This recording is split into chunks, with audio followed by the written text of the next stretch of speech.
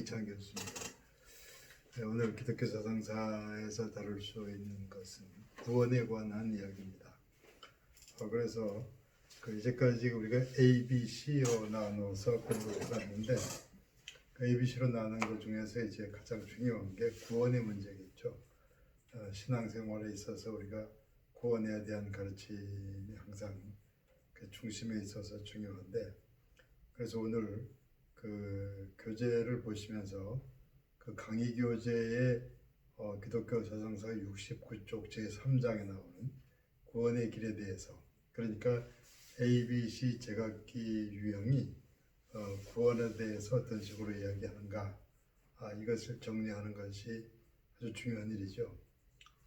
그러니까 이제 그 구원에 대한 이야기가 다르면 전반적인 신학도 달라지는 것이고, 그리고 뭐 교회에서 설교도 달라지게 되겠죠. 자료를 보면서 좀 천천히 말씀드릴게요.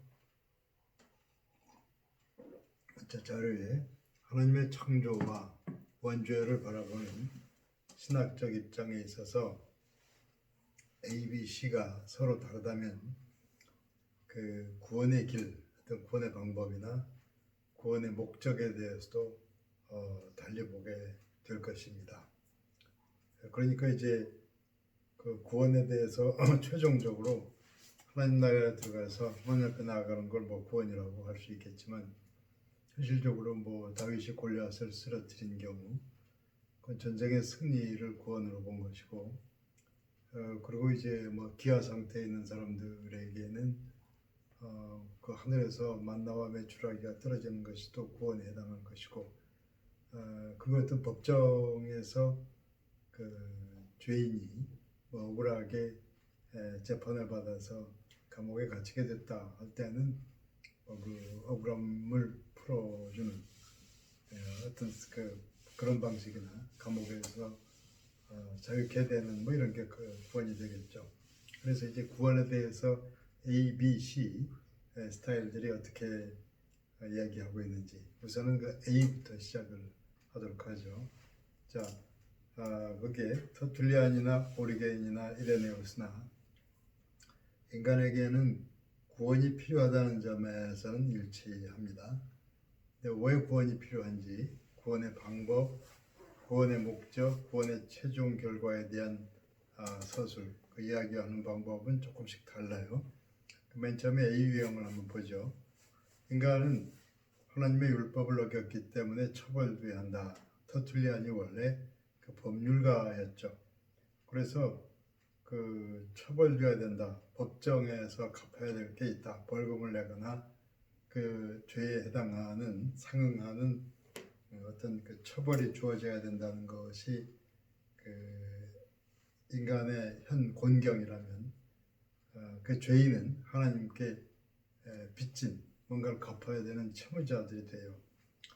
그래서 이제 구원은 그 채무를 갚아야 되는 게 이제 구원이겠죠. 그래서 하나님께서는 빚을 갚으라 요구하시기 때문에 우리는 빚을 갚아야 돼요. 그런 빚을 갚는다는 맥락에서 어떤 죄 용서, 회개 이런 이야기를 하게 되겠죠. 자, 그래서 그렇다면 죄와 관련해서, 우리의 법정적인 채무와 관련해서 예수님께서 하시는 일이 뭐냐? 그리스도론, 구원론, 그 다음에 보시죠. 죄와 관련된 예수 그리스도의 사역, 하나님의 아들이 아니면 누가 그 자신의 죽음으로 다른 사람의 죽음을 대속하겠는가? 예수님은 우리가 하나님께 갚아야 할 빚을 갚으셨다. 그러니까 이제 그 보상하셨다는, 그래서 그것이 이제 우리 대신 빚을 갚으셨다. 대속.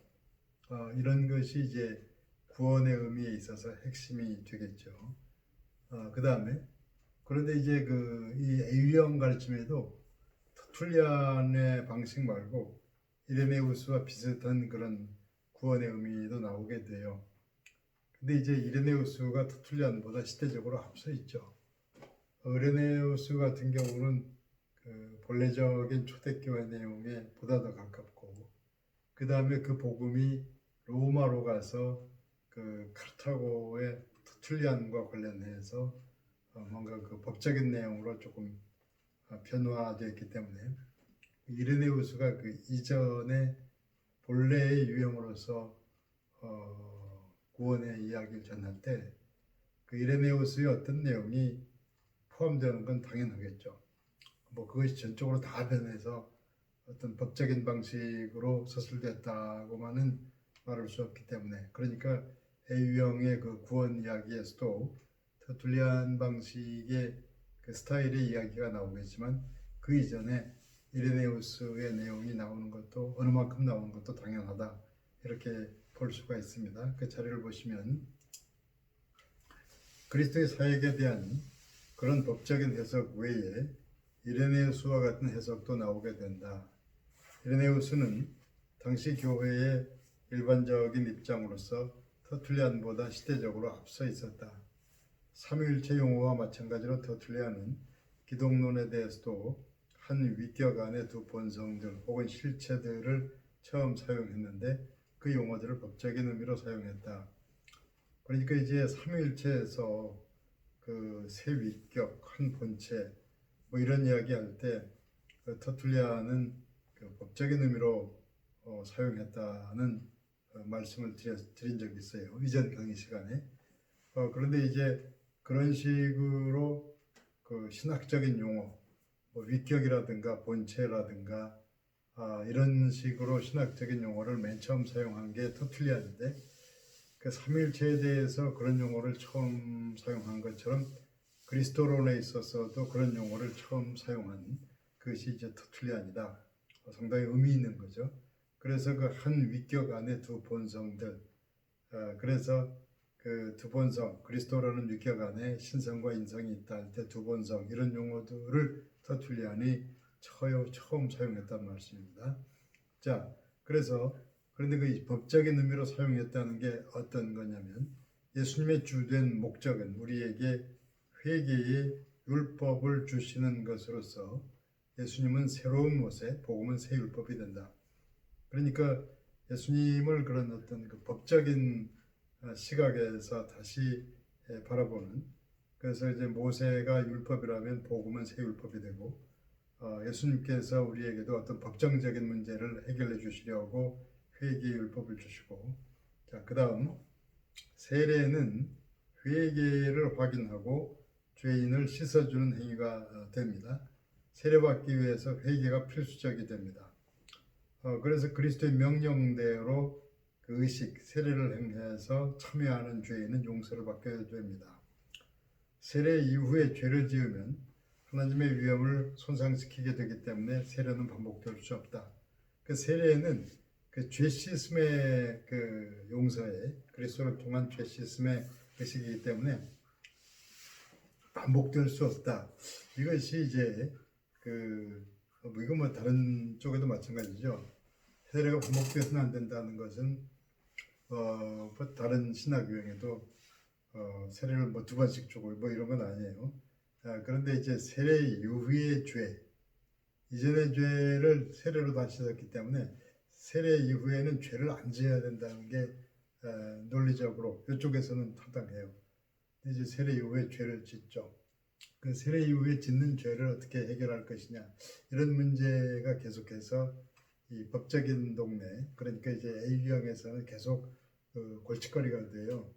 그래서 이제 세례 이후에 짓는 죄에 대해서는 뭐 이렇게 모아두었다가 공적인 예배 자리에서 나와서 공적으로 자기의 잘못을 고백하면서 한 번의 기회가 주어진다든가, 또 그것도 이제 충분치 않았을 때 개별적으로 사적으로 고백하는, 이것이 고해제도가 되죠. 그 천주교의 그 고해제도가 그냥 단지 뭐 최근에 생겨난 게 아니고 이러한 그 법적인 흐름 속에서 생겨날 수밖에 없는 그런 제도가 됐어요. 그리고 뭐 고해를 한다고 해도 그 사람이 고해하고 얼마 후에 죽었을 때 그 사이에 해결 못한 죄들이 남게 되겠죠. 그리고 이제 뭐 모두가 충실히 고해하고 사는 건 아니기 때문에 그런 사람들을 위해서 마지막으로 해결할 수 있는 문제를 위해서 죽은 다음 일정 기간 해결하는 그걸 이제 연옥이라고 그러죠. 영어로는 퍼가토리라고 하는데, 그 퍼가토리에서 PURG라는 말이 영어로 purge해서 씻는다는 얘기예요. 그 연옥이라는 거는 다 씻지 못한 걸 씻기 위해서 일정 기간 유예된 그게 연옥이라는 개념인데 개신교는 물론 연옥을 받아들이지 않죠.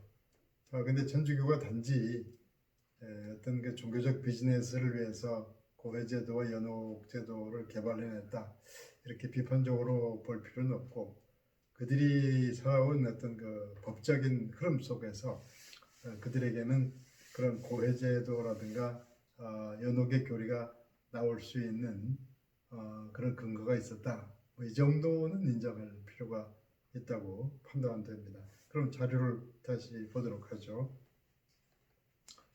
따라서 많은 청년의 시험이 많은 청년의 시기가 지날 때까지 세례는 연기되어야 된다.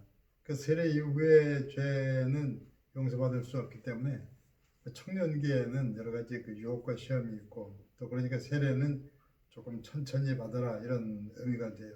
어거스틴도 세례를 나중에 받았고 콘스탄틴도 죽기 얼마 전에 세례를 받았다고 하는데 그것이 뭐 부정적인 것만은 아니에요. 그 시대의 흐름으로 보았을 때. 그 다음 그런 맥락에서 A 유형은 유아 세례를 반대하게 되는데 세례는 반복될 수 없기 때문이다. 그리고 유아 세례는 자기도 모르는 아기 때에 세례 받은 다음에 죄를 짓게 되잖아요.